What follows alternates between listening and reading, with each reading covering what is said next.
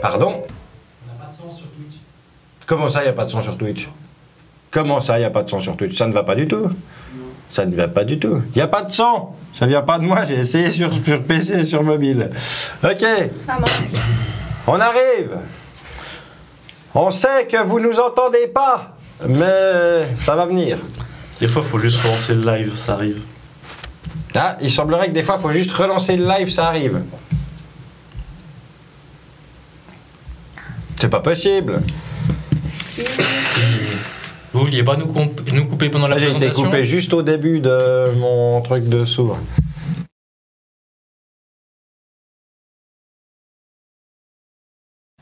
Ah. Ok, alors on retente, mais on va recommencer. Je suis navré.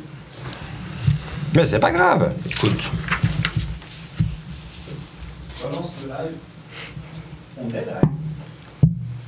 Ben là, j'ai 2 retours dans mes... Ah, ben il y a la latence. Très bien. Donc, comme vous le voyez, on n'est pas au bout de nos problèmes techniques. Hein. Ce n'est pas encore fini. D'ailleurs, si vous voulez nous aider, on a mis en place une page de dons. C'est le bon moment d'en parler, peut-être. Est-ce que vous m'entendez déjà, hein? Et là, avec les 15 secondes de latence, je vais avoir ma réponse dans un petit moment. Mais j'espère que c'est le cas. Donc comme je le disais, si vous voulez nous aider à ne plus avoir trop de problèmes techniques, on a mis en place une page de dons.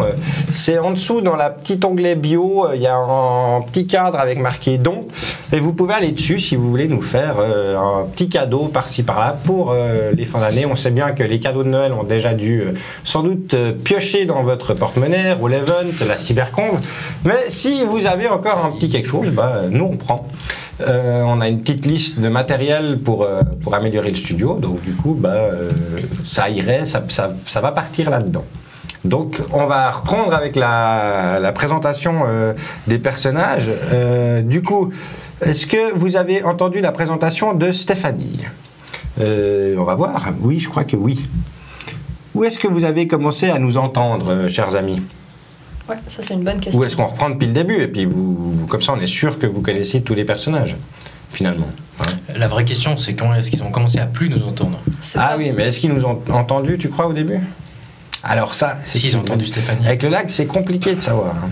Ouais. Non, je posais une question là et on me répondait directement, donc je pense que c'était ça. Ah, je oui, vois. Stéphanie, je pense. C'était ça. C'était donc, tu vois, on s'enfonce. Donc, on va partir du principe qu'on nous entend, vu que plus personne ne dit rien. Bon, on recommence alors. On recommence, Voilà. reprenons. Stéphanie, présente-nous donc ton personnage. s'il te Donc, plaît. moi, je vais incarner Evelyn O'Connell, pour ceux qui ont la référence, ou pas. Donc, exploratrice du monde, j'ai voyagé en Antarctique, en Amazonie. J'ai étudié la cartographie, donc je sais faire des cartes. Et j'ai eu une fois la chance de rencontrer un homme fort intéressant, un Britannique me semble-t-il, qui me disait qu'en Amazonie il y avait des cartes qui n'étaient pas très très fiables. Donc je me suis mise à la tâche et j'ai été très très bien payée, ce qui m'a rendue très heureuse. Et j'adore explorer et découvrir de nouvelles choses. Tant que j'ai pas réussi à découvrir quelque chose, je serai jamais satisfaite. Donc j'espère en découvrir Je n'ai davantage. jamais au bout des découvertes. En plus, l'époque que nous allons jouer est une époque qui se prête pas mal à l'exploration. Nous passons donc à Benjamin. Présente-nous donc ton personnage, s'il te plaît. Alors, moi, c'est Dwayne Fergus Francis McAllister. Il a dit 2 fois de suite. Je l'ai dit 2 fois de suite. Je suis professeur d'anthropologie précolombienne à Oxford. Oh yeah. Et je suis, comme je l'ai dit avant, je suis un pur produit de la upper class britannique, pour ceux qui savent ce que c'est. Donc on y met les hautes classes aisées de l'Angleterre impériale. Je suis donc assez convaincu d'être le produit d'une élite et je vais toujours avoir tendance à me mettre en avant un peu de ce côté-là. Ça fait une vingtaine d'années que je profite allègrement de ce statut de rentier, de descendant d'une famille de militaires de l'Empire et que je profite allègrement des structures académiques anglaises, ouais, depuis une petite vingtaine d'années, ça m'a permis d'obtenir ce poste de professeur ordinaire à Oxford. Et mes grandes motivations, c'est faire progresser la science, faire rejaillir la gloire sur l'empire de Sa Majesté d'Angleterre, naturellement. Très bien, un vrai patriote. On peut dire ça, oui. On peut dire ça, oui. Très bien, nous passons donc à Valentin. S'il te plaît, représente-nous donc ton personnage. Je suis toujours Carl Jensen, même si vous n'avez pas entendu avant. Je suis, comme je le disais, un pur produit du royaume de Belgique, qui, je le répète, est le plus grand royaume d'Europe connu à ce jour. Par contre, je l'ai pas vu souvent la Belgique. J'ai grandi au Congo avec mon père qui était un chasseur et collectionneur de trophées. Et il m'a transmis sa passion de la chasse, surtout du gros gibier. Pendant près de 20 ans, j'ai chassé au Congo et au bout d'un certain temps, les proies ont commencé à se faire rares. Je me le disais en grande partie à cause de moi et de mon père. Les gros mammifères ils ont peut-être fui, je sais pas, mais il y en avait moins. Donc, j'ai décidé de changer un peu d'horizon. Et une opportunité s'est présentée à moi. Et je vais peut-être partir en Amazonie pour découvrir de nouvelles proies. Très bien, très bien. Dernier personnage autour de la table, Joris, s'il te plaît, refais-nous donc la présentation de ton personnage. Alors moi je vais interpréter Daniel Carter, ancien soldat de l'armée américaine qui a eu toute sa formation mais qui a eu quelques petits problèmes avec l'autorité. Et du coup Daniel, ce qu'il recherche, oui, c'est surtout les sensations fortes, la montée d'adrénaline, et du coup maintenant toutes les occasions sont bonnes pour partir à l'aventure, découvrir de nouveaux trucs, voir...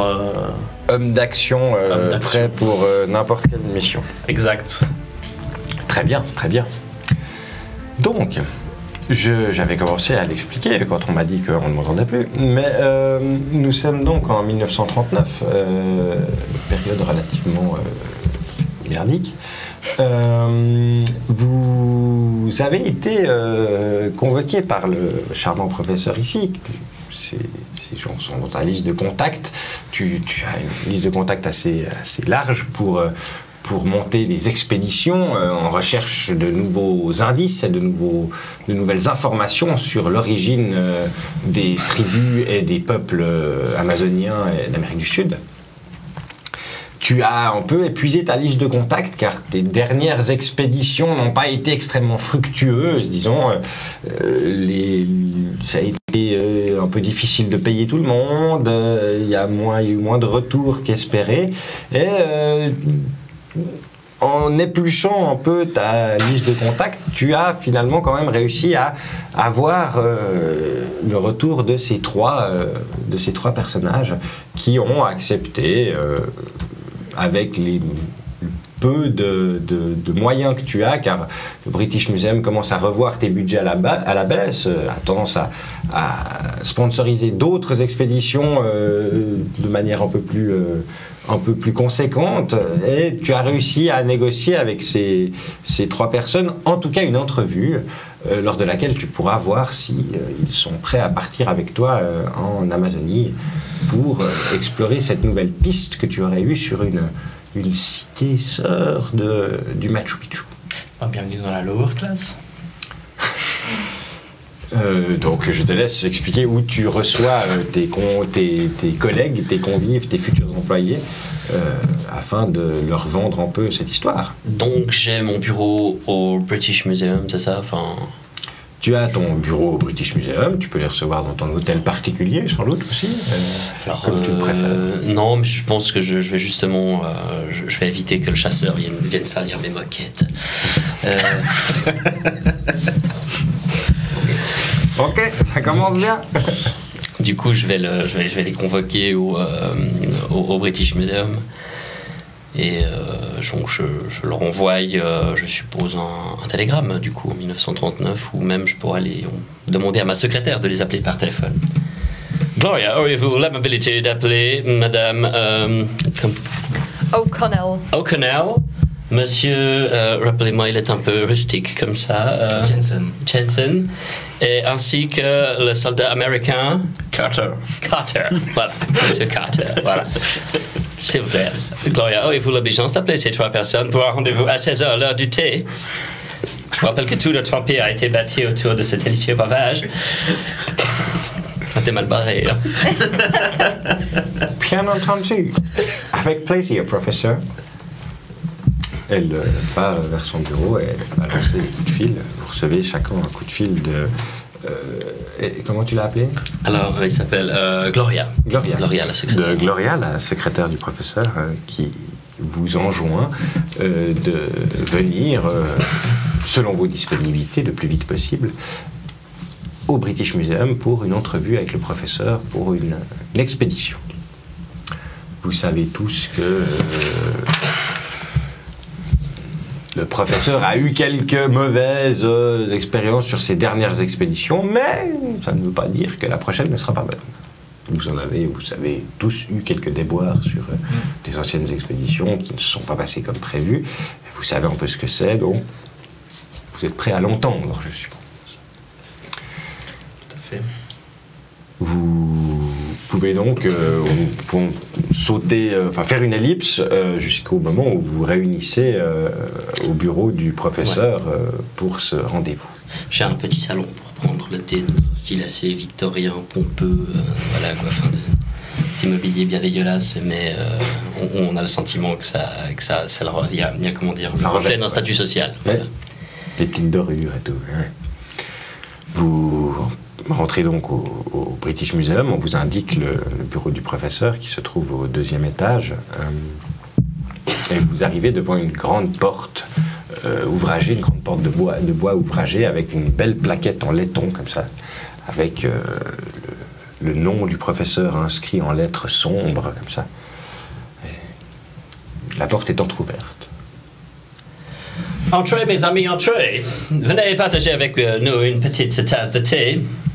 J'ai un magnifique projet d'expédition à vous proposer. J'ouvre la porte assez brusquement. Vous avez pas du whisky plutôt? Du whisky? Un connaisseur ou un profane? Du whisky. Du whisky? Décidément, c'est belge. Et donc je me dirige vers mon armoire à whisky. J'imagine que comme tout homme de la upper class anglaise, j'ai un petit buffet. Bien entendu. Je lui sors un whisky 12 ans d'âge écossais. Je sors un de ses verres, un de ses brewers en cristal, comme ça, de sur le côté, voilà, tac. Un truc de Bavière, là où ils ont fait les crânes. Les crânes de cristal. Voilà. Ouais. Et je lui sers un double whisky. Avec des glaçons ou sec. Un véritable connaisseur. Et je lui tends son verre. C'est-à-dire qu'au Congo, il n'y a pas de glaçons. Donc j'ai pris l'habitude. Effectivement, c'est vrai que c'est le genre de contingence auquel nous ne pensons pas toujours. Merci. Et du coup, pour les autres, je peux vous servir un thé. Ah, un thé très volontiers. Oui, ça m'ira parfaitement, Un professeur. thé, parfait. Alors je leur sers donc un thé, un Earl Grey, j'imagine, quelque chose. Voilà. Et je leur dis, alors voyez-vous, j'ai découvert dernièrement, en exhumant des archives, un parchemin très visiblement, quelque chose de, comment dire, des plus surprenants, quelque chose que nous n'avons jamais véritablement, nous n'avons jamais eu d'autres mentions là-dedans. Visiblement, une cité sœur du Machu Picchu. Voyez, donc là, je vous ouvre comme ça devant vous une espèce de volumen, donc un de ces trucs un peu comme avaient en fait les Romains, quoi. En gros, je crois que c'est d'ailleurs là-dessus que les civilisations précolombiennes écrivaient d'ailleurs réellement. Donc en fait, je vous ouvre ce truc-là et je vous dis, voyez, cette inscription ici mentionne la localisation d'une cité sœur des Incas qui visiblement aurait été conçue sur un plan similaire au Machu Picchu. Est-ce que vous... Non, je n'attends pas de vous que ce soit intelligible pour vous. Je sais que nous n'avons pas fait le même cursus. Mais je pense que cela pourrait vous permettre d'obtenir quelques gains. Et naturellement, pour moi, de redorer ma carrière académique qui a connu quelques déconvenues suite à des échecs au cours des expéditions précédentes. Pendant que tu parles, tu me vois en train de me resservir du whisky. J'ai ouvert ton petit armoire à whisky, puis j'en prends un au hasard, puis je me sers. Je t'écoute absolument pas. Ouais, c'est... Et moi, quand tu me regardes, t'as l'impression de voir un regard vide. J'ai rien compris à ce que t'as dit, et ça se voit sur mon visage. Et moi, je t'écoute et en fait, je me dis, mais j'ai jamais entendu te parler de ça. Enfin, je me suis déjà baladée là-bas et je connais quand même relativement bien la zone et j'ai jamais entendu parler de ça, quoi. Donc, j'attends que tu nous en dises plus. Alors là, il faut que je te pose la question. Oui. La zone exacte où on doit aller. Oui, en effet. J'ai brodé un peu. De ce que tu as pu savoir plus ou moins, ce serait une région qui serait proche du lac Titicaca, en l'occurrence pas forcément directement en Amazonie, mais plutôt en altitude. Le début de la piste, en tout cas, est là-bas, donc à la frontière entre le Pérou et la Bolivie. De ce que tu sais sur l'île du Soleil, c'est un peu là qu'il y aurait c'est là que le parchemin a été retrouvé et le début de ta piste, de tes indices commencerait sans doute là-bas. Mais tu te doutes que c'est pas directement là-bas que se trouve la cité. Donc il y aurait une île qui s'appelle l'île du Soleil qui est proche justement, qui est sur le lac Titicaca. Sur le lac Titicaca. Et c'est au cours de fouilles qu'on aurait exhumé en fait ce parchemin qui du coup mentionne l'existence d'une cité sœur du Machu Picchu. Exact. Ok. Alors, voyez-vous, j'aurais en fait un travail à vous proposer, c'est-à-dire se joindre à moi sur une expédition et d'aller sur une île qui s'appelle l'île du Soleil dans les Andes pour essayer d'approfondir les investigations qui nous ont permis de trouver ce parchemin. Enfin, à mes collègues de trouver ce parchemin. Il y a des gros oiseaux là-bas, non? Il y a des gros oiseaux là-bas. Oh, je pense que oui, il y a des gros oiseaux, des condors, je crois, quelque chose comme ça. C'est ça qui vous intéresse? Très bien. Peut-être une motivation supplémentaire. Donc, je suppose que pour les émoluments, je peux vous proposer... Je propose en moyenne. Là, actuellement, le budget que tu as pu tirer, c'est... 2 coups de lance-pierre. C'est pas loin de ça. C'est-à-dire que tu as de quoi nourrir les gens sur place, donc tu vas pouvoir payer les gens de l'ordre de dizaines de livres pour le mois. Et tu dis que si tu donnes ce budget à ces trois, après sur place tu vas pouvoir te payer un guide mais pas beaucoup plus. Donc il va falloir un petit peu genre soit limer sur leurs frais à eux et puis engager un peu plus de porteurs etc. sur place, soit les payer bien mais sur place pas grand monde quoi. Bon, on y va à la fraîche quoi. Moi, vous savez, vous me payez le trajet, la nourriture, les munitions. Vous me posez pas de questions, je demanderai un autre. Alors, je suis votre homme dans ces conditions. Et quant à vous, ce sera un traitement habituel, environ une dizaine de livres par mois. Si cela vous convient. Alors, malheureusement, les déconvenus que j'ai connus j'ai quelques petits problèmes budgétaires. On va dire que l'Académie a décidé de, mes budgets ont fondu comme neige au soleil ou, c'est parti chez certains collègues qui travaillent sur des civilisations qui sont un petit peu plus à la mode. Après, si on s'y rend et qu'on découvre effectivement quelque chose là-bas, on recevra sûrement une certaine prime, j'imagine. Donc on pourra toujours récupérer une partie de ce que vous aurez gagné. J'aime bien ces idées. Nous ferons un partage équitable. Ce qui m'intéresse, au fond, ce n'est pas véritablement l'argent. Qu'est-ce qui vous intéresse? La gloire. Et essentiellement faire avancer la science. Mais aussi, naturellement, la gloire. Que la gloire rejaillisse sur l'empire de Sa Majesté. Très bien. So, comme vous voulez. What the fuck is going on? Vous êtes tous motivés à venir avec moi? Ah, moi oui, totalement. On ouais. embarque sur le steamer demain matin 6 heures. 7. Non. Vous avez servi dans l'armée. Alors, à moins qu'aux États-Unis, vous vous leviez pas le matin, en Angleterre, je peux vous assurer que c'est le cas. Le matin se termine pas à 6 heures. Il y a moyen de dormir sur votre steamer là. Bien évidemment, nous aurons des cabines. Comme ça, je sais que je suis dessus, moi.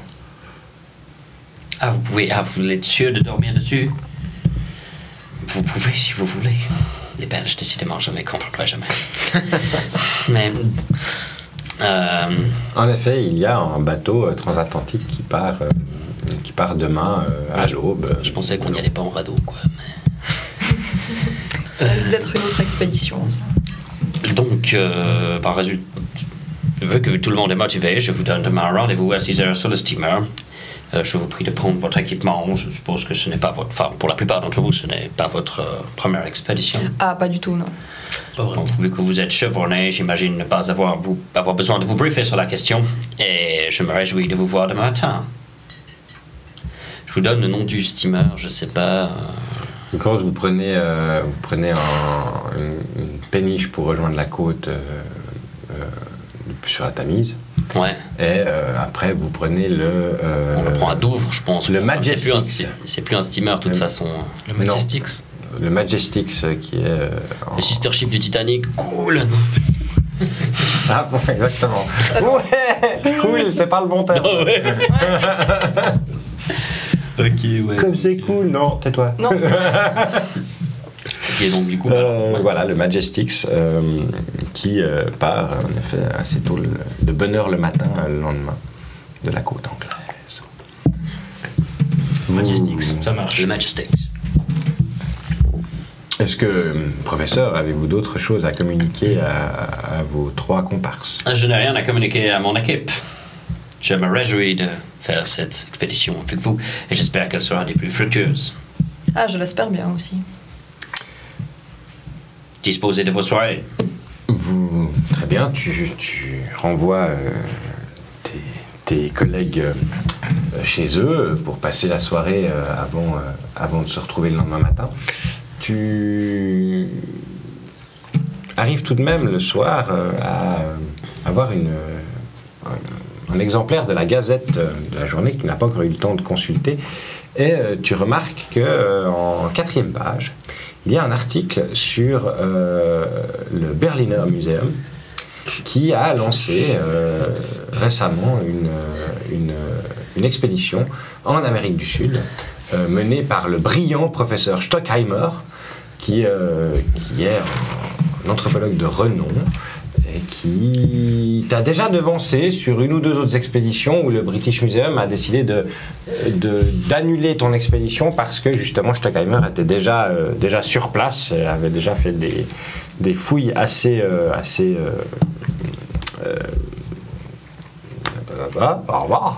développées.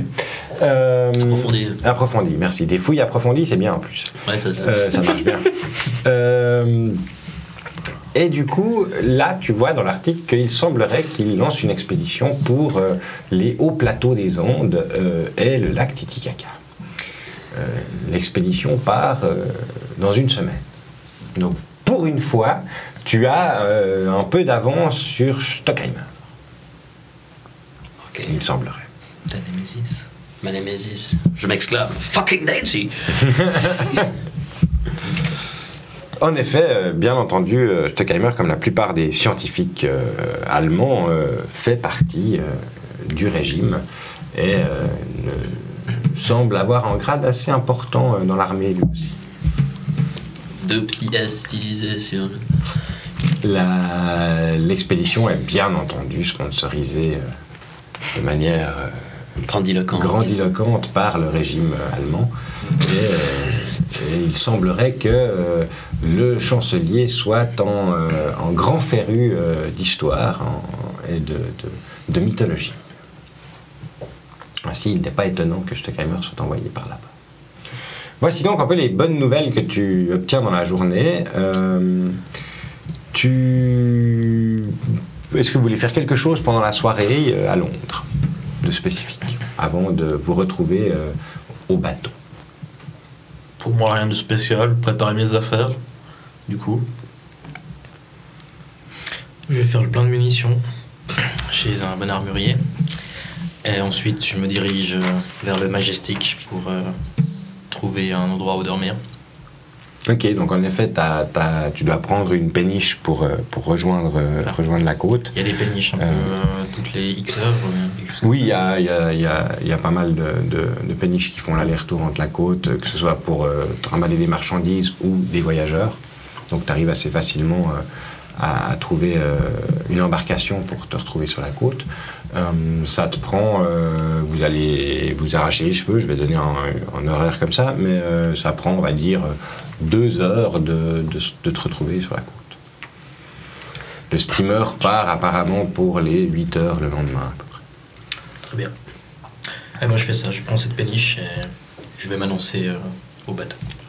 Tu arrives devant en effet un grand paquebot en fait, avec une petite passerelle comme ça qui est inclinée. Il semblerait qu'il n'ait pas encore mis la grande passerelle qui permet d'arriver directement aux étages, qui attend la plupart des voyageurs pour le lendemain. Et tu vois plusieurs marins qui sont en train d'embarquer. Il semblerait que tu arrives au moment où le personnel de bord est en train d'embarquer, peu avant que la nuit tombe. Je déplace, j'essaye d'alpaguer une des personnes que je vois s'intéresser à ce navire. Excusez-moi. Tu vois un marin assez grand avec une barbe de 3 jours et puis une cigarette roulée au bec. Ouais. Je suis mandaté par le professeur Dwayne, je sais plus quoi, là, du British Museum. On doit partir demain pour une expédition en Amazonie. Il m'a dit qu'on partait sur ce bateau, c'est le Majestic, c'est juste? Ouais, c'est le Majestic, ouais. Où est-ce qu'il faut s'annoncer pour avoir une cabine? Je crois qu'on a des cabines réservées. Vous avez pas vos billets? Non. Faut aller à la capitainerie ou... Attendez, je vais voir si le capitaine il est encore sur le quai. Il a le manifeste avec lui. Attendez-moi là. C'est bien aimable. Tu vois le marin qui pose, il avait une espèce de sac sur l'épaule, comme ça il le pose. Il se balade, donc tu le vois un peu disparaître entre plusieurs genre monceaux d'équipements et de caisses qui sont posés sur le quai, prêts à être embarqués. Et il revient 2 minutes plus tard, accompagné d'un homme en uniforme assez sombre, avec une casquette avec une petite bandelette dorée comme ça, avec un gouvernail sur le front, des galons bien brillants comme ça, là. Une moustache très fine qui arrive. Bonjour monsieur. Bonjour. On m'a dit que vous vouliez embarquer à bord du Majestix. Je fais partie de l'expédition du docteur, comme je disais à votre ami, je ne sais plus son nom de famille, mais Dwayne, qui est du British Museum. On doit partir en Amazonie. Professeur Dwayne, quelque chose. McTavish. J'ai en effet 2 cabines qui sont réservées par le British Museum. C'est cela. Votre nom, s'il vous plaît? Jensen? Carl Jensen. Jensen. Oui, c'est bien juste, très bien. Écoutez, la grande passerelle n'est pas encore posée, donc il vous faudra passer par ici. Montée de 3 ponts. Et c'est la cabine 374. Très bien. Merci beaucoup. Mais avec plaisir. Tu vois qu'il note quelque chose dans le manifeste. Vous pouvez monter à bord. Quelqu'un peut m'aider? Je montre juste derrière moi des grosses caisses. Oui, bien entendu. Veuillez charger ça pour monsieur, s'il vous plaît. Tu vois qu'il... Pas de problème, capitaine. Puis t'as 2 dockers qui arrivent, puis qui embarquent ton matos. Suivez-moi. On vous le monte en cabine? Parfait, merci. Tu rentres dans le paquebot et tu fais ton chemin jusqu'à ta cabine. Une cabine assez chiche, c'est pas les ponts supérieurs avec les gros hublots, etc.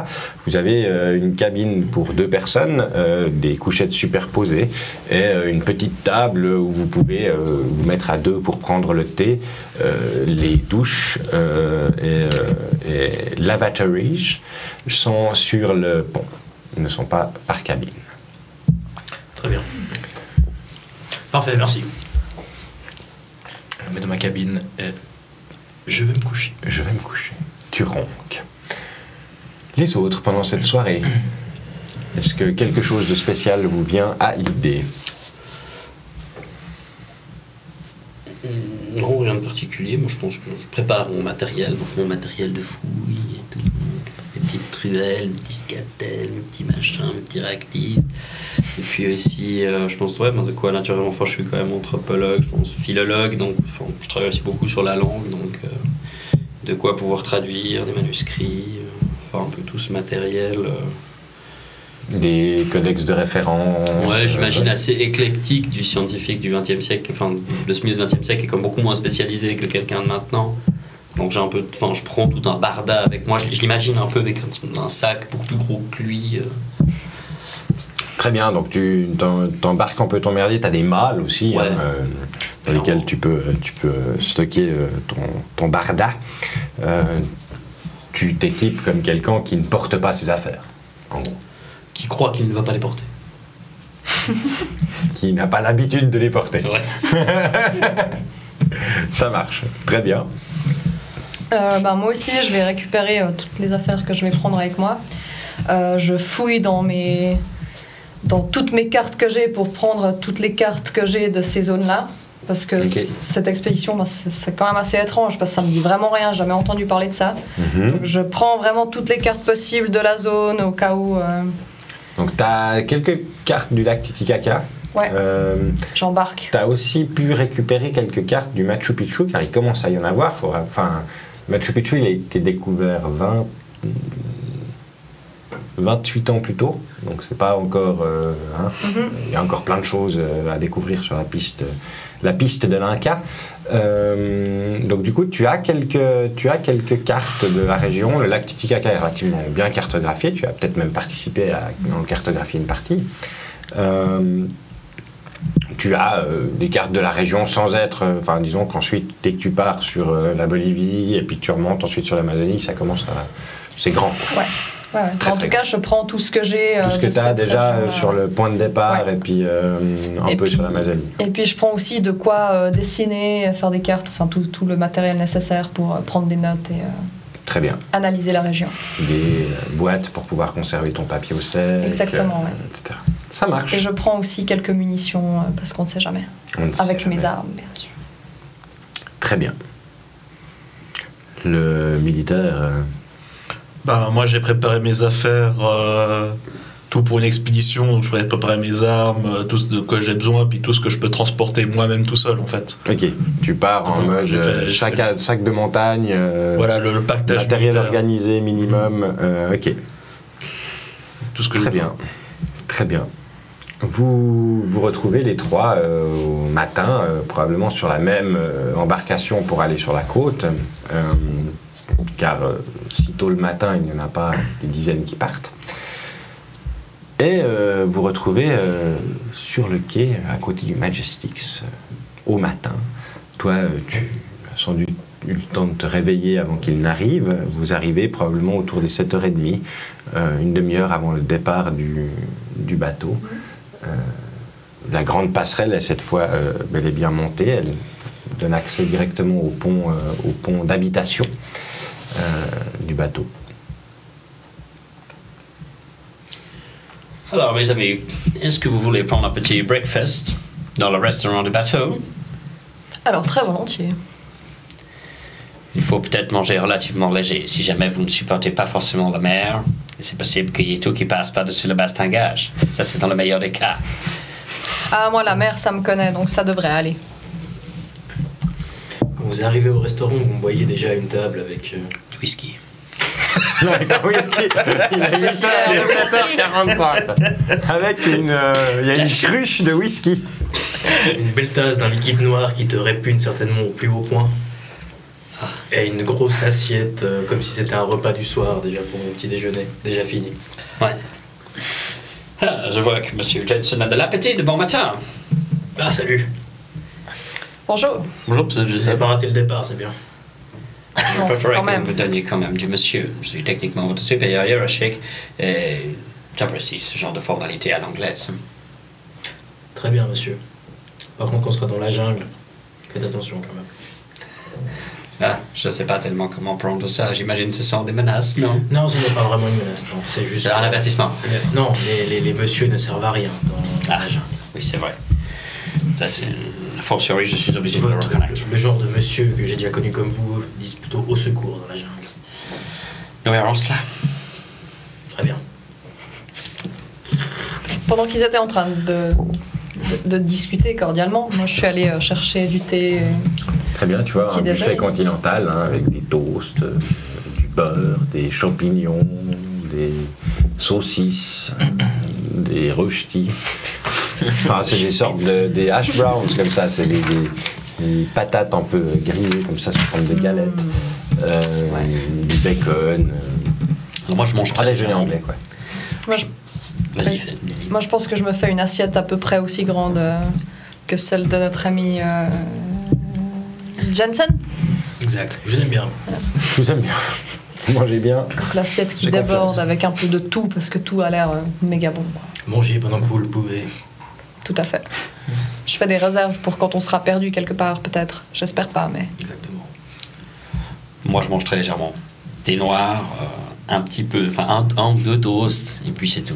Je sais que je Avec supporte juste pas un bien la petit mer. saumon fumé dessus, c'est tout. Non, non, non. Un petit peu de caviar à côté. N'aime pas. Non, Même pas, non, même pas. Toast. Non, vraiment rien. Je pars du principe que enfin, Dwayne McAllister n'aime pas tellement le bateau. Si D'accord. on rencontre un plumard, on sait qui c'est le premier qui se fait bouffer. Je sois sans doute le plus grassouillet d'entre nous. Le plus long, Probablement aussi. celui qui n'a pas mangé depuis un jour. Je sens que cette expédition va être longue. Ouais, donc moi je prends ce thé noir et puis ces deux morceaux de toast et je mange avec dignité tout en soulevant ma tasse comme ça, tu sais. Très bien. Vous prenez donc votre petit déjeuner à bord du Majestix quand vous entendez le sifflet du bateau rugir et que vous sentez que les amarres ne vont pas tarder à être larguées et que le Majestix va démarrer son voyage vers les côtes de l'Amérique du Sud. Un long trajet que ce voyage transatlantique. Pour certains d'entre vous qui n'ont peut-être pas encore fait, quoi que vous avez peut-être déjà tous fait ce trajet-là une fois, au moins non, toi tu n'es pas encore mis les pieds en Amérique, si je ne m'abuse. Non, Ah, je suis concentré jamais. sur l'Afrique. En long trajet, cela dit, pendant les quelques jours du voyage, tu as l'occasion vous avez tous l'occasion, même sur le pont, de faire du tir, si vous le souhaitez. Il y a des lances-cibles qui sont sur le pont et qui permettent à tous cette bonne classe anglaise de pratiquer le sport noble qu'est le tir à bord du bateau sans emmerder personne parce qu'ils sont au milieu de l'océan. C'est vrai qu'on s'emmerde un peu pendant ce voyage. Monsieur Johnson, petit concours, ça vous dit? Un concours De tir. de chasse d'assiettes. Malheureusement, il n'y a pas, je pense, aux gibiers qui y sont. Donc, Ouais, elles allons-y. bougent hein, les assiettes. Elles sont pas juste posées sur une table. Bah ça je ne dis pas. puis c'est juste histoire de faire passer le temps. Je trouve que c'est un peu du gaspillage de munitions, mais très bien. C'est vrai que j'en ai pris assez. Je sais pas qui est que moi dans la cabine, vous avez vu, il y a 3 caisses de munitions gigantesques posées par terre. T'aurais pas pu les acheter sur place, t'avais pas confiance. En Amazonie. Ouais, non pas en Amazonie, mais enfin, Non. on va pas arriver en race campagne quand même. Non, mais apparemment, ce qui est fait n'est plus à Parce faire. qu'il fait plus à faire, oui, oui, non, non. Comme ça, je pense, je suppose. tu vois. Je suis pas dans la même cabine que lui. Hein. Je ne sais pas comment Non, non, vous non, êtes, je suis pas, c'est une affirmation. J'étais encore Ah, au petit déjeuner. C'est donc je ne sais pas comment vous êtes divisé les cabines. C'est pas une question, Ouais, c'est je une pense, affirmation. Vous saurez qu'il existe autant de munitions que d'armes. Des fois on trouve pas les bonnes, donc je préfère avoir les miennes directement. Non, non, mais je comprends tout à fait, Monsieur Jensen. Mais oui alors, allons-y. Donc vous allez faire un peu de tir pendant le voyage, très bien. Ça marche. Excellent. Vous qui justement vous intéressez à cette activité, un voyage, vous pouvez échanger quelques mots avec plusieurs des voyageurs qui partagent votre goût pour la poudre à canon. Et vous en voyez en tout cas un qui lui reste relativement discret, un homme un peu taciturne aux cheveux gris, assez sec, qui semble très très bien manier son fusil. Et il a l'air d'être de la haute, comme notre professeur ou... Non, il n'a pas l'air d'être habillé extrêmement, de manière extrêmement classieuse. Il a des habits relativement pratiques. Il ressemblerait plutôt à votre ami l'ancien militaire dans son accoutrement. Non pas qu'il ait des vêtements militaires, mais plus genre l'homme pratique. Ouais, un homme de terrain. Voilà, une chemise beige, un blouson de cuir par-dessus lorsqu'il fait un peu gris, et des pantalons qui semblent assez rigides, assez durs. Résistants, pardon. Je crois qu'on a trouvé notre challenger, non? Pourquoi pas lui proposer Un petit pari. Je malheureusement plus grand chose sur moi. C'est pour ça que j'ai accepté aussi cette expédition. Vous pouvez parier ce qu'il va vous donner. Je vous ai déjà laissé ma part. Soyez pas pingre. Pourquoi pas alors? Je m'approche de l'homme. Ok. Bien bonjour, monsieur. Bonjour. Vous savez bien manier votre arme à feu. Aria, nous pratiquons beaucoup la chasse chez moi. Un homme. Intéressant. Où est-ce que c'est chez vous? En Bafia, Où ça? Allemagne. Ah, pardon, excusez-moi. Je ne connais pas très bien les régions européennes. Ah, je comprends, je comprends. Est-ce que ça vous dirait un petit concours? Un concours Eh bien, pourquoi pas? Histoire de rendre ça, le voyage un peu plus... C'est à coûte.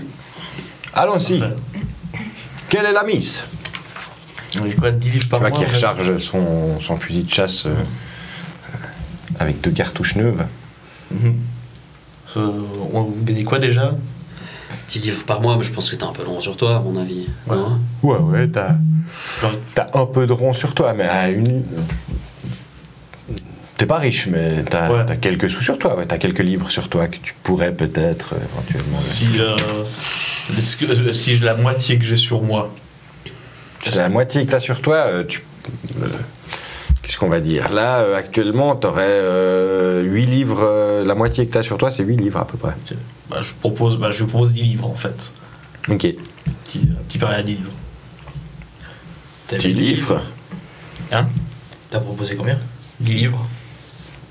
C'est cher. c'est une belle somme. Pour l'époque, c'est belle ça. Avant Ouais. de voir ce qu'il vaut, ouais, c'est pas mal. Attends, il faut que le pari soit intéressant. Je vois que Donc, monsieur aime les sensations fortes. Ah, j'aime Très ça. bien, 10 livres. J'aurais aimé tirer avec vous, mais je n'ai pas 10 livres, donc je vais vous regarder. Hein. C'est à coûte. Vous. À vous l'honneur. Très bien. 5 coups. 5 coups? C'est parti. Très très bien. Je vais un petit peu en arrière et je prends mon fusil. Et tout ce qui rate, j'essaie de tirer dedans. Il dit que je vais rater. Peut-être pas. Très bien. Donc tu vas pouvoir me faire un jet d'arme à feu. Donc les jets dans le système de Hello c'est le système Ubiquity qui a le côté pratique de pouvoir se jouer avec n'importe quoi comme dé. Parce que ce qui nous intéresse, c'est les impairs et les pairs. Donc nous allons décider arbitrairement ce soir que les succès sont des chiffres pairs, parce que j'aime mieux le pair que l'impair.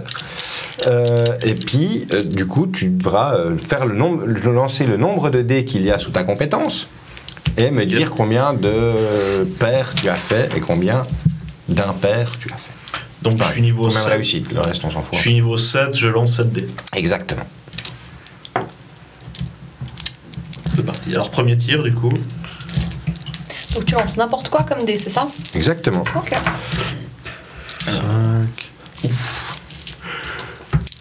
Ben j'ai fait 2 paires. Tu as fait 2 paires, très bien. Donc, T'inquiète, je suis derrière. le premier disque s'envole et malheureusement, tu tires à côté. 3, 4. C'est pas glorieux. 4 réussites. Oui. Tu entends une détonation une seconde après, même pas une seconde après que tu aies tiré, et le disque qui explose. Tu vois votre concurrent qui se retourne. C'est un coup, c'est dommage de gaspiller les assiettes. J'allais le dire, il faut pas gâcher. C'était que le premier. Je comprends, il faut vous chauffer. Allez-y.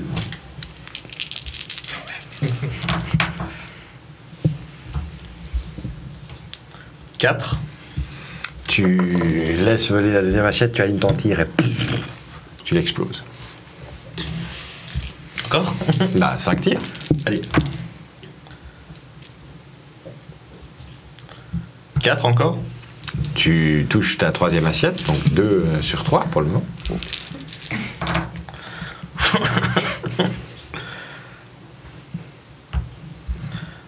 3. 3.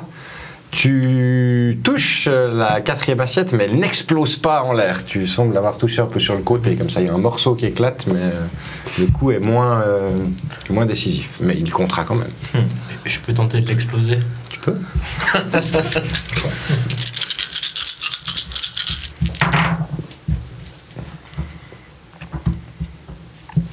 Cinq. Tu arrives alors qu'elle change même de trajectoire au moment où la première balle impacte l'assiette. Tu arrives quand même à réaligner ton tir et la faire exploser en vol derrière. Elle compte quand même, celle-là. Mais j'admire toujours votre Dernier tir. dextérité.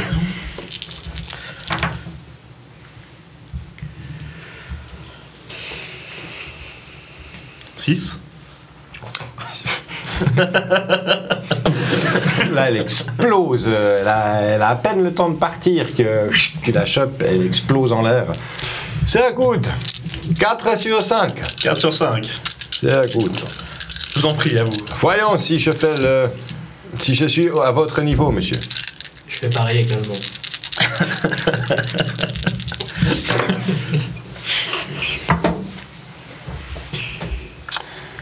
Vunf 5 réussites. Première assiette explose en vol.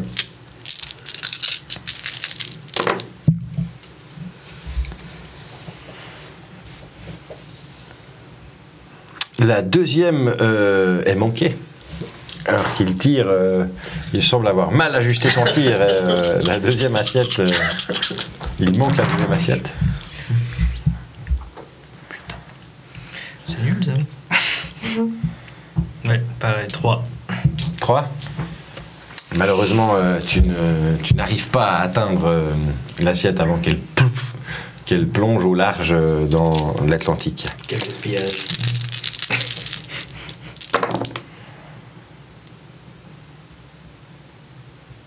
Troisième, non plus, il ne touche pas. Ah. Tu la retentes.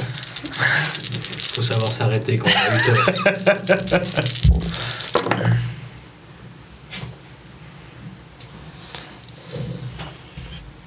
Quatrième, il ne touche pas non plus, il la manque de peu. Ça va, en fait. C'est qu'il n'était pas si bon. Les dés ne mentent jamais. Et la cinquième explose en vol tout de même. Ah, bien joué. Je vous dois donc 10 livres. Le mec qui sort son portefeuille. Puis commence à compter. Il a l'air d'avoir un portefeuille relativement plus garni que le tien.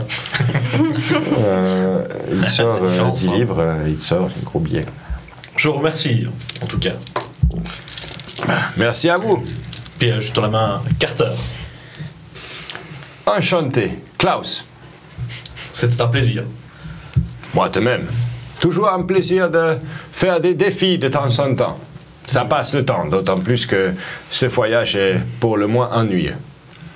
Je suis bien d'accord avec vous. Enfin, ça reste du bateau. Hein. Rien. Vous venez faire quoi par... Enfin, où allez-vous en Amérique? Je sais pas, pour le Brésil d'abord. Et après, je compte m'aventurer à l'intérieur de l'Amazonie. Ah, un peu comme nous. Vous partez seul? J'ai un guide qui m'attend. Très bien. Alors, peut-être Petite expédition. peut-être que nous nous croiserons. Ce serait un plaisir. Peut-être pourrons-nous partager une nuit sous la canopée amazonienne. Ce serait fantastique. On me dit que le spectacle la nuit avec les lucioles, c'est magnifique. Peut-être. J'ai pas votre enthousiasme pour ce genre de situation. Ah. Venir sous la canopée. Il y a beaucoup de choses qui en veulent à votre vie généralement. Mais c'est pour ça que nous avons nos fusils. Tout à fait. Rien à craindre. Mais je préfère regarder aux alentours que les lucioles. Je comprends. C'est pour ça que j'engage des guides. Pour me concentrer sur les lucioles.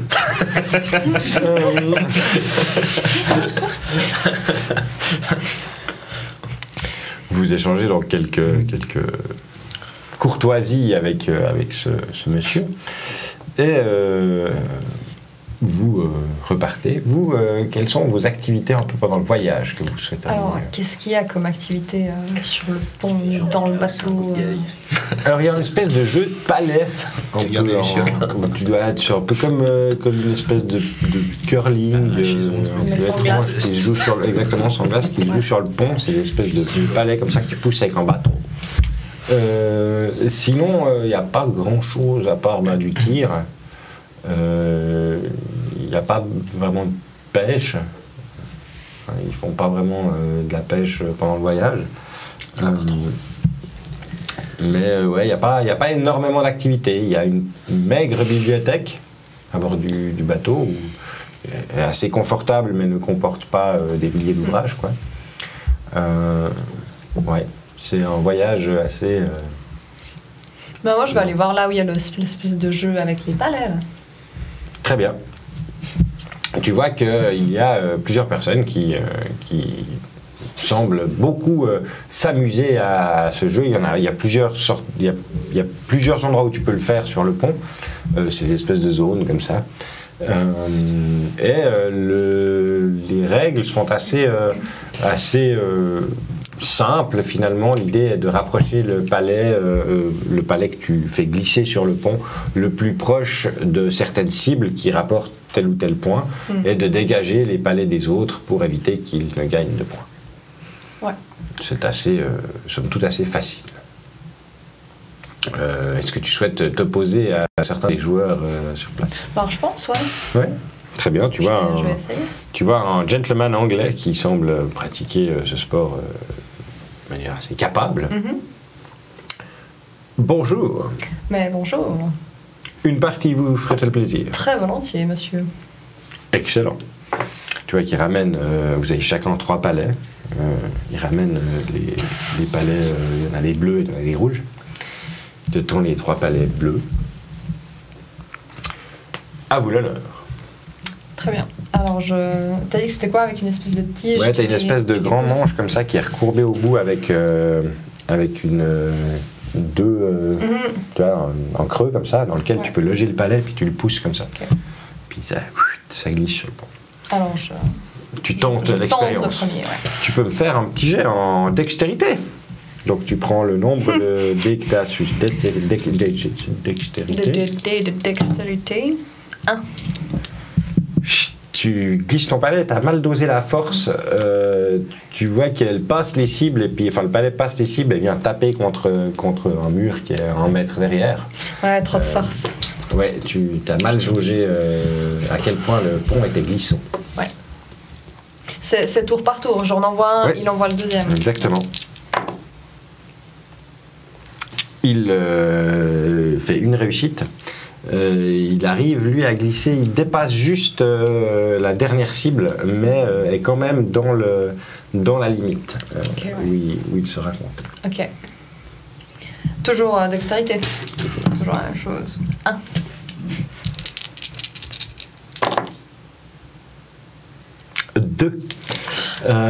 Deux réussites, il arrive à loger son palais alors que toi tu as essayé de dégager le sien.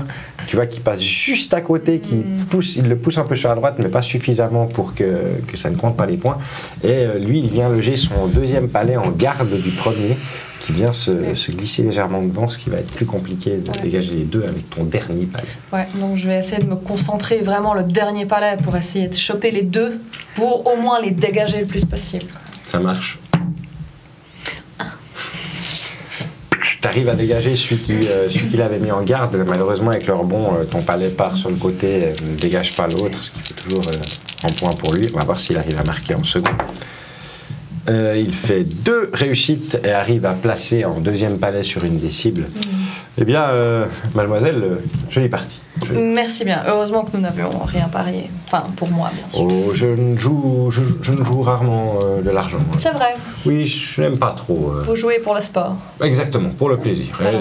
Il n'y a pas grand-chose d'autre à faire Sur ce bateau, en effet, oui. C'est un peu désolant. N'est-ce pas? Oui. Mais bon. Mais en tout cas, merci beaucoup. Mais un plaisir, un plaisir. Si vous prenez envie de rejouer durant la traversée, n'hésitez pas. Je serai souvent par ici. Très bien, j'y manquerai pas. Très bien, tu laisses le gentleman continuer à jouer avec ses palais. Professeur? Alors moi j'ai utilisé, je pense, mais c'est quoi? C'est 6 jours hein, de traversée, ça fait à peu près 6-7 jours. J'ai utilisé la majorité de mon temps.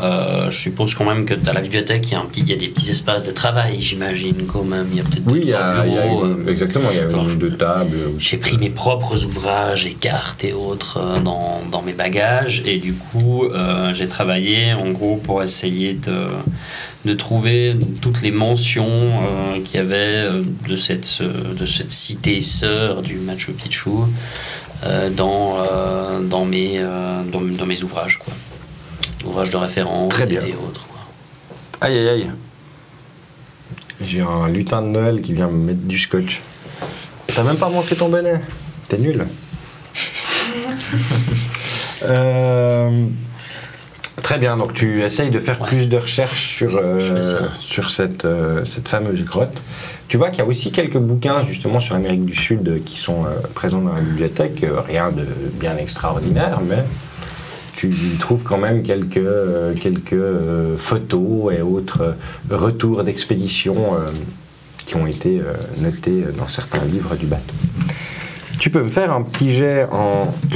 la compétence... Érudition. Érudition. La compétence qui semble avoir le mieux. Niveau, hein, c'est ça. C'est sur le niveau qu'il faut jeter.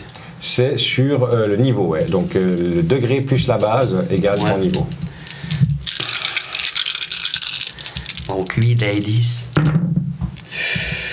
Donc c'est les paires, les réussites. Hein. Ouais. C'est pas Wunderbar.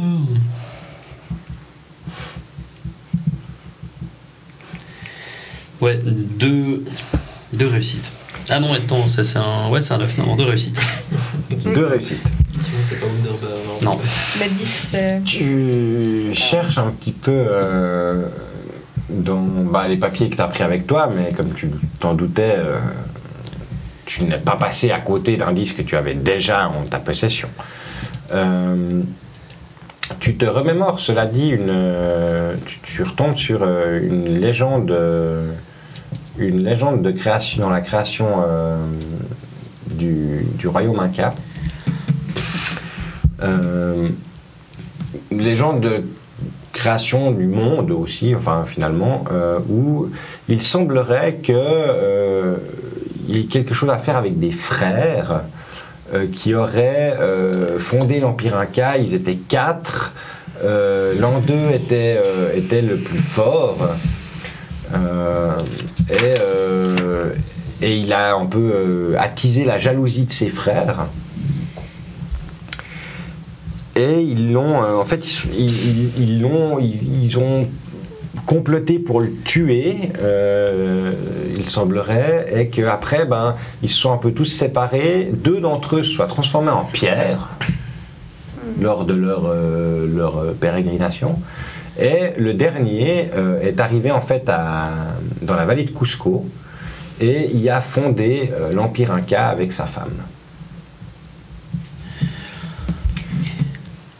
Tu sais que Machu Picchu est lié à Cusco et à la vallée sacrée. Enfin, c'est la région, c'est la même région, si on veut bien, bien que le Machu Picchu soit pas directement à côté de Cusco. Mais c'est probablement, les deux sont probablement liés, donc il faudrait probablement chercher sous les autres frères, peut-être, qui seraient liés à une autre cité ou un autre empire. Bien que il semblerait que les 3 autres frères soient morts dans cette légende. Donc, difficile de savoir lequel aurait fait quoi que ce soit. Donc si je récapitule, il y en a un qui était le plus fort, donc les autres ont comploté pour le tuer. Et donc sur les 4 frères, les 3 qui restent, il y en a un qui a fondé Cusco, il y en a 2. 2 qui sont partis ailleurs, enfin Ouais. qui sont en fait ils sont un peu partis dans 3 directions différentes. Ouais. Il y a 2 autres qui se sont fait transformer en pierre, semble-t-il. Tu sais pas exactement dans quelles conditions, mais C'est une légende. c'est une légende. C'est la légende de la création du monde et des Incas d'après les locaux qu'on a pu interroger. Ok. Donc notre objectif à nous, c'est de trouver les 2 qui auraient été changés en pierre, si je veux. Tu te dis que c'est probablement une des pistes à suivre, qu'il y a pas mal de choses qui se rapportent à cette légende en fait. Ouais. Donc peut-être que partir de cette légende-là pour retrouver des lieux géographiques ou des choses comme ça peut être intéressant. Ouais. Ok. Ben écoute, je rassemble ces notes dans un petit calepin en cuir que ma maman m'a offert. Et puis je prends justement ces notes au cours de ces 5-6 jours de traversée, peut-être 7, je sais pas, ça dépend s'il fait mauvais temps. Et puis voilà. Je pense que c'est un peu tout. Je partage, je pense, ma cabine avec le soldat américain. Il m'a l'air commode. Très bien, très bien. Désolé pour O'Connell. Vous finissez donc votre traversée. J'ai pas beaucoup de place avec toutes les caisses de munitions, tu sais. Je mets mes 3 bagages, il y a vraiment pas grand chose parce que j'ai empaqueté tout ce qu'il me fallait, mais c'est assez compact. Puis t'as quoi, genre 3 caisses de mun? Oui, mais moi c'est compact aussi. Du coup. Ouais. Ça traîne un peu partout quand même. Gars, il a de la mune, mais c'est tout. C'est tout ce qu'il a. C'est tout, il n'y a rien d'autre. Ça fait munitions. Vous Tellement. Munitions. Vous c'est finissez clair. donc votre traversée et vous arrivez non loin, vous arrivez en Uruguay, en l'occurrence. L'Amazonie étant un obstacle assez difficile à franchir, vous avez décidé de plutôt partir par le sud, d'arriver donc en Uruguay, puis de remonter à travers l'Argentine et la Bolivie pour rejoindre le lac Titicaca. Ouais. En passant sans doute par La Paz pour faire un relais avant d'arriver là-bas, la capitale étant en très haute altitude, cela vous permettra de vous acclimater assez facilement. Cela dit, cela va encore faire quelques jours de trajet pour traverser le continent sud-américain, même si c'est dans sa section la plus étroite, si on veut bien.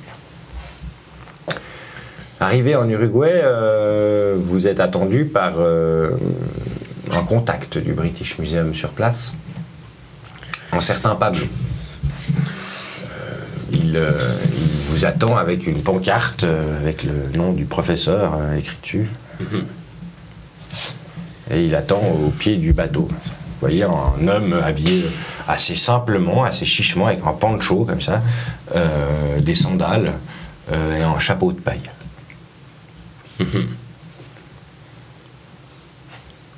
Je crois que c'est Il pour agite vous. sa pancarte. Ouais, mais pour nous, je pense. on n'est pas encore descendu là. Vous êtes en haut de la passerelle, ou vous êtes sur le pont au moment où les amarres sont attachées, et puis vous vous apprêtez à sortir, quoi. Et vous voyez, toi tu repères ton nom sur une pancarte. Ouais, bon, on va descendre gentiment. Je dis à mes 3 acolytes, je crois que décidément c'est indigène, nous l'appellerons ainsi, véritablement un imbécile. Il ne sait pas que les Allemands sont en concurrence avec nous sur cette expédition. Vous lui avez dit? J'ose espérer que ma hiérarchie l'a fait, sinon c'est eux les imbéciles. Ce serait pas étonnant non plus. Calmez-vous un peu. Mais Calmez-vous un peu, du coup. On ne sait pas. Je suis condescendant par nature depuis des siècles. C'est comme ça. Hein? Depuis des siècles. Quel âge ouais. Nous sommes condescendants de père en fils. Qu'est-ce que vous voulez, c'est comme ça. Oui, On peut pas cracher sur l'héritage familial. exactement. Donc on descend de la passerelle. Très bien. Bonjour, cher monsieur. Hola. Bonjour. Je suis le professeur Drain Bonjour. Fergus Francis McAllister. Enchanté, Pablo. Enchanté, Pablo. Je suis ravi de faire votre connaissance, Pablo. Moi aussi. Pardon. À l'avenir, Dragon. soyez juste un tout petit peu plus discret. Nous sommes en concurrence Aïe, avec pardon. ces imbéciles de Fridolin qui ont décidé de se lancer dans une expédition Ay, visuellement. pardon, mais qui? Les Allemands. Oh, si. Avant que les Allemands arrivent, Los hermanos. je pense que... Qu'ils s'en foutent un peu. Oui, mais je suis son supérieur hiérarchique, je suis comme bien D'accord. obligé de marquer le coup. Muy bien, Comme señor. bon vous semble. Allons-y. Très bien, très bien. Pouvez-vous m'aider à porter mes valises, s'il vous plaît? Et j'arrive avec mon porte-valise bordélique. Tu vois qu'il regarde en effet des valises qui sont déchargées du paquebot. Aïe, aïe, aïe. Si, señor, si. Une minute. Puis tu vois qu'il part un peu dans la foule. Chercher une Puis il revient 5 minutes après avec des mules. Voilà, señor. Alors, on va ficeler ça. Alors, attendez. Aïe, aïe, aïe. Elles sont petites, les mules, pour les mâles. Puis tu vois qu'il commence à charger un peu comme il peut. Aïe, attendez encore un peu. Il va chercher 2 mules de plus. Ah ouais, ça fait beaucoup. Ouais. Voilà, señor. On est prêt. C'est parfait. Vous ça- êtes décidément l'homme de la situation, Pablo. Cela me plaît beaucoup. Vous avez 4 mules de matériel. Je crois que c'est passé. C'est quand même beaucoup. Ouais. Probablement, je peux. Il y en avait autant la dernière fois. D'accord. Alors, je sais pas Je si... veux bien montrer l'exemple. Je vais essayer effectivement de faire un tri de mon matériel avant le départ. Ça serait bien, je pense, parce que je sais pas si les 4 mules de matériel vont être à Si l'aise elles dans la jungle. Enfin, Arriver en vie, ça c'est un autre problème. Arrivé tout court. Arriver tout court. Donc on suit Monsieur Pablo. Déjà, on va, c'est pas mal. Très bien. Je sais pas où on va, mais j'imagine qu'on va. Je ne sais pas du tout où on va. Mais on y va. Vous partez donc des quais et vous suivez Pablo et ses 6 mules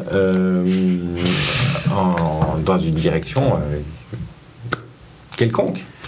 Vous traversez les petites rues du port qui vous a accueilli, oui. Justement, vu que je suis quand même professeur d'université, je me suis fait un minimum de sagacité. Je vais dire, dites-moi, mon cher Pablo, où est-ce que vous nous emmenez? Au consulat britannique ou... Ay non, señor. On va hors de la ville pour partir, non? Ah, tout de suite, tout de suite. Alors, moi, on m'a dit que vous étiez pressé. Vous pourriez montrer à O'Connell où est-ce que vous voulez aller sur des cartes. Si, señor. Je sors une carte. Vous croyez qu'il J'imagine à peu près de la région, parce qu'on sait quand même à peu près où on est. Vous êtes sérieux? Alors, où est-ce qu'on est exactement et où est-ce Il qu'on est va? dans son pays. Où est-ce que vous nous amenez? Alors, señorita, on Vous avez est. beaucoup à Alors, faire. juste là, il te montre la côte de l'Uruguay. C'est possible.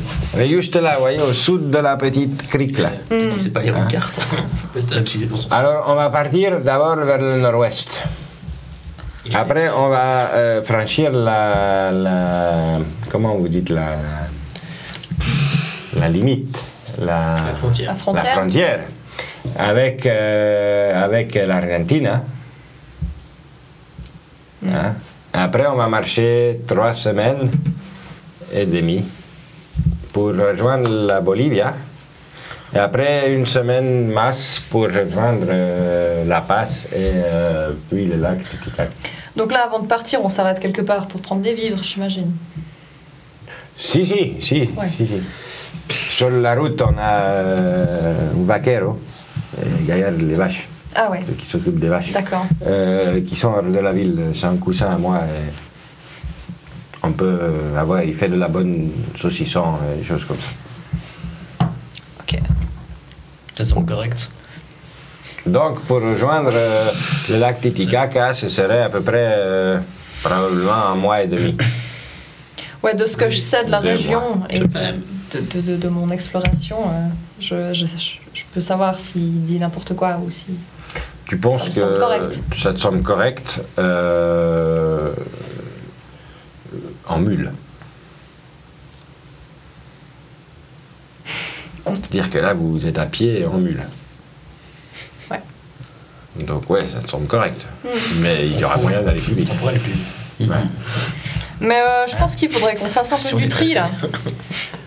Je vais effectivement faire du tri de mes affaires. Ok. Super. Je vais bien. La machine à écrire, il n'y a pas besoin. Donc je vais faire je vais demander Pablo, est-ce que vous pourriez nous emmener à la poste la plus proche, s'il vous plaît? Bien sûr, Seigneur. Pas de problème. C'est cher à la poste. Alors on va ouais, mais je m'en fous. Je trouve un moyen. J'enverrai ça juste au consulat britannique en fait. D'accord. Non, parce que Bon, on notre- est à Montevideo, mais on est où? Enfin, on est au Ouais. Uruguay. Vous déambulez dans les rues jusqu'à ce que vous tombiez devant une office de poste. Bon, voilà, faire Non, parce que court. l'argent qui que vous ressemble. dépensez pour envoyer vos affaires. Non, mais je vais l'envoyer juste au consulat britannique. D'accord. Non, parce que notre paye, enfin voilà. Vous avez bien dit que c'est lui le premier qui allait mourir. Non, rien. Donc ouais, je vais donc à la poste et en gros je vais faire un tri donc dans mes affaires. Je vais prendre ce qu'il y a, ce qui me semble le plus superflu et autres. Enfin, je vais prendre vraiment le strict nécessaire pour résumer mes affaires à peut-être, je sais pas moi, 2 malles et puis voilà. Très bien. C'est ça le truc. Donc sur les 12 que j'avais, il y a un certain nombre d'ouvrages, de trucs en gros que je vais envoyer au consulat britannique à mon nom et en demandant à ce qu'on me les garde jusqu'à mon retour. Tu vois Ou à qu'il ma y a, mort. un local de fret à la poste locale où il semblerait qu'il décharge le matos qui est soit des grandes caisses qui arrivent du continent pour être envoyées ensuite au port ou inversement des choses qui arrivent du port qui sont mises en dépôt à la poste et qui repartent, mais des choses assez volumineuses. Excusez-moi, monsieur le professeur Sagas. Oui, je vous écoute. Je n'aime pas tellement déjà l'intitulé de votre question, mais... J'ai dit monsieur. Oui, non, ça va. Merci.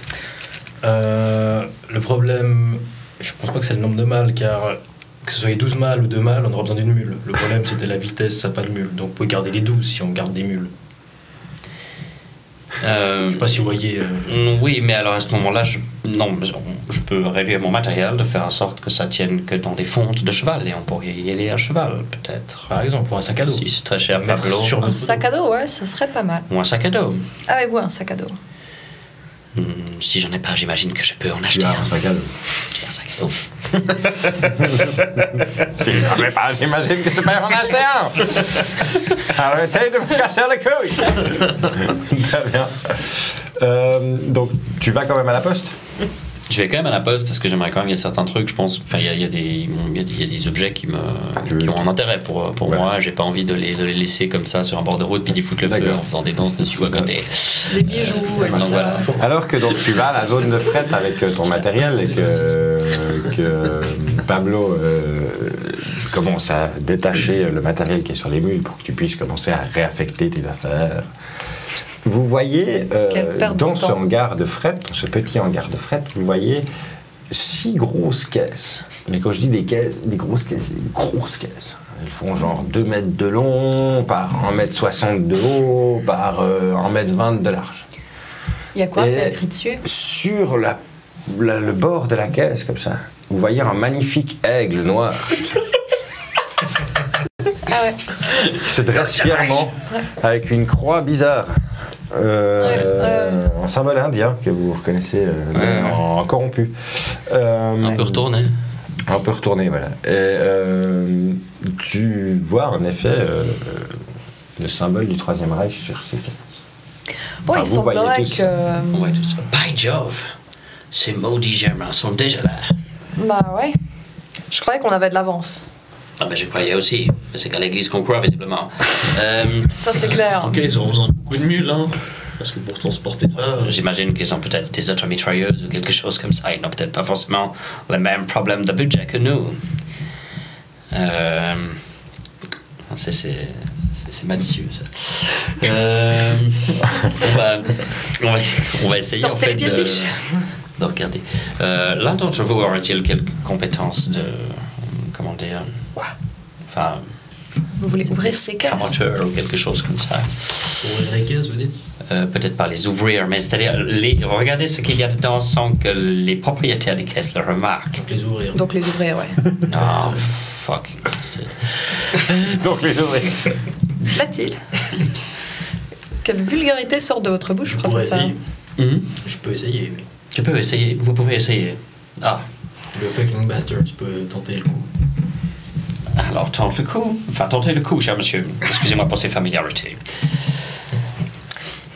Du coup, tu vas t'approcher des caisses pour essayer d'ouvrir. Bah déjà, on discute pendant qu'il nous fait son petit laïus. Là, je regarde gauche, droite. Ouais, il y a du monde autour.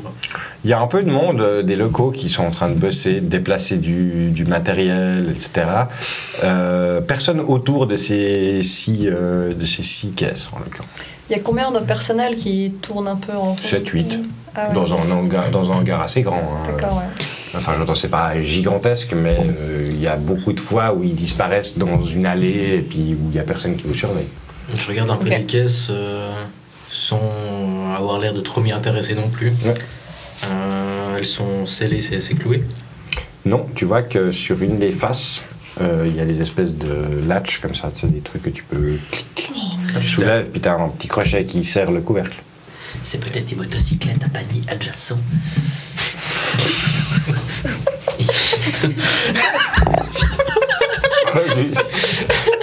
Des motocyclettes à panier adjacent.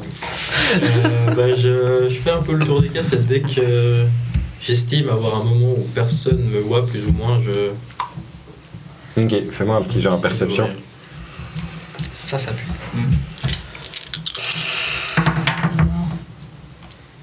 Deux.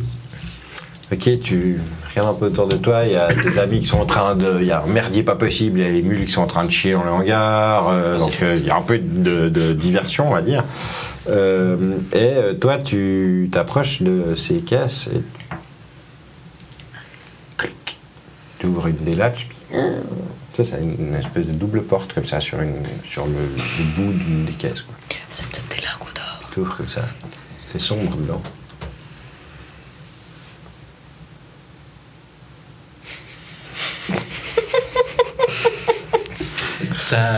Il fait sombre, mais on voit directement que ça a l'air rempli ou bien on pourrait Non, ça n'a rentrer. pas l'air plein de chez plein. Tu penses que tu pourrais rentrer, il y a... Ouais. Alors, dans un petit mouvement rapide, je me glisse. Il fait vachement sombre, du coup. Et je pose mon sac ensuite quand je suis dedans au sol. Et je farfouille, je sais comment j'ai rangé mes affaires. Et j'ai un briquet à silex. Et j'essaie de faire une petite lumière. T'arrives à... Réserve de poudre. Tu arrives à allumer ton briquet et tu distingues des formes métalliques. Et tu penses que ce sont des véhicules qui sont démontés, qui doivent être remontés, mais qui ont été démontés pour le transport, et qu'en effet, c'est des véhicules, des gros véhicules. Je mets véhicules de guerre. Est-ce que je vois des armes intégrées, des canons? Tu vois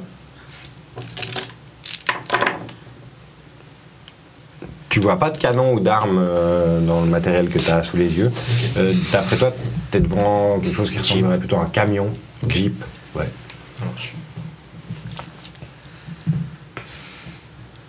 Bon, rentrer c'était facile, mais sortir discrètement c'est plus difficile.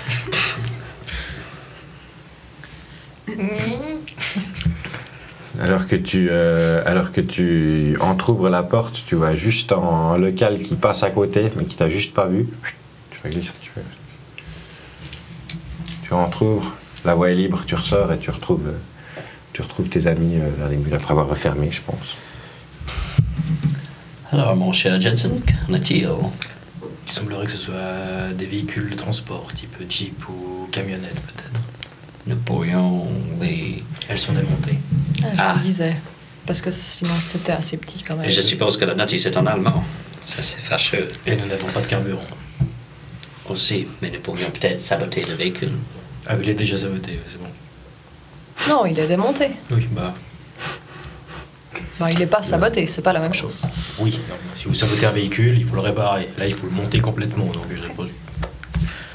Hartung! Vous entendez des mots en allemand qui commencent à...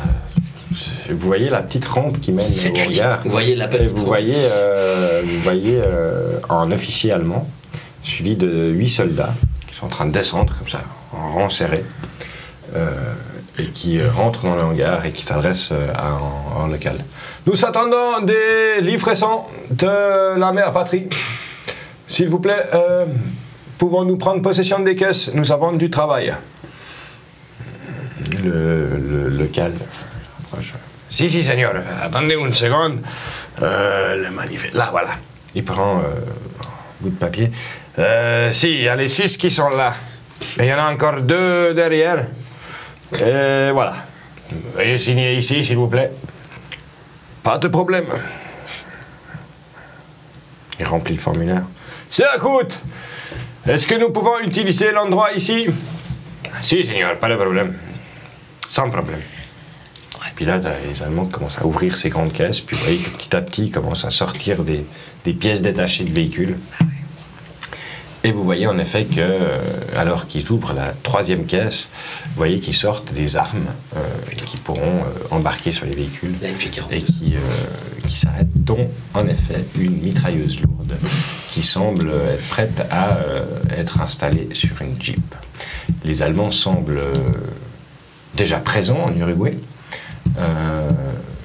Peut-être pas ton bon ami Stockheimer, mais en tout cas, il semble avoir déjà des gens sur place. Ça pue, ça. Et sur cette petite révélation, nous allons prendre une petite pause afin de nous rafraîchir et nous revenons vous voir d'ici une 15-20 de minutes, sauf erreur. Merci de nous suivre, on espère que ça vous plaît. N'oubliez pas que si vous voulez aider nos aventuriers, vous pouvez faire des dons. Il y a des paliers où il y a des petits bonus, ou malus, hein, parce que vous pouvez aussi les emmerder suivant les paliers. C'est pas nécessaire. Où vous pouvez aller... Non, c'est pas jeter- nécessaire. On arrive très bien. Merci beaucoup de nous suivre, ça nous fait plaisir. C'est le début de notre aventure sur Twitch, donc on se réjouit de vous avoir avec nous. Et puis on se revoit dans 20 minutes. Ciao, ciao les copains, à tout de suite. À toutes.